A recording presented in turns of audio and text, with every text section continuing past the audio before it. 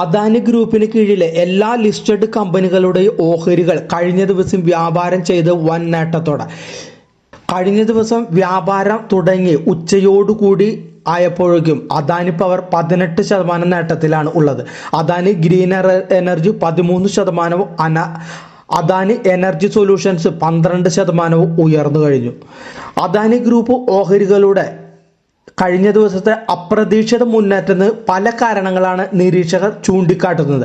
അതായത് നടപ്പ് വർഷത്തെ, അതായത് 2024-25 മൂന്നാം പാദത്തിൽ ഒക്ടോബർ ഡിസംബർ പാദത്തിൽ 28,455 കോടി രൂപ വിലമതിക്കുന്ന വൈദ്യുതി വിതരണ ഓർഡറുകൾ നേടിയതാണ് അദാനി എനർജി സൊല്യൂഷൻസിന് നേട്ടമായതെന്ന് റിപ്പോർട്ടുകൾ പറയുന്നു.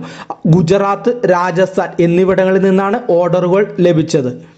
മറ്റൊന്ന്, US പ്രസിഡന്റായി ഡൊണാൾഡ് ട്രംപ് തിരിച്ചെത്തിയതോടെ അദാനി ഗ്രൂപ്പിന് രാജ്യാന്തര തല മൂലധന സമാഹരണം എളുപ്പമാകുമെന്ന വിലയിരുത്തലുകളാണ് ഉള്ളത്.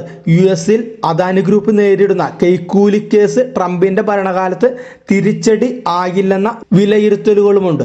ഓഹരി വിപണിയുടെ കഴിഞ്ഞ ദിവസത്തെ തിരിച്ചുകയറ്റം പൊതുവായി മറ്റ് ഓഹരികൾക്ക് എന്ന പോലെ അദാനി ഗ്രൂപ്പിനും ഗുണം ചെയ്തുവെന്ന് ചില നിരീക്ഷിക്കുന്നു. തികച്ചും ഊഹാപോഹങ്ങളാണ് അദാനി ഗ്രൂപ്പ് ഓഹരികളെ ഇപ്പോൾ ഉയരത്തിലേക്ക് നയിച്ചതെന്നും ചില ഓഹരി നിക്ഷേപകർ പറയുന്നുണ്ട്. അപ്പോൾ അതിന് ജാഗ്രത പാലിക്കണമെന്നും ചില നിരീക്ഷകർ അഭിപ്രായപ്പെടുന്നുണ്ട്.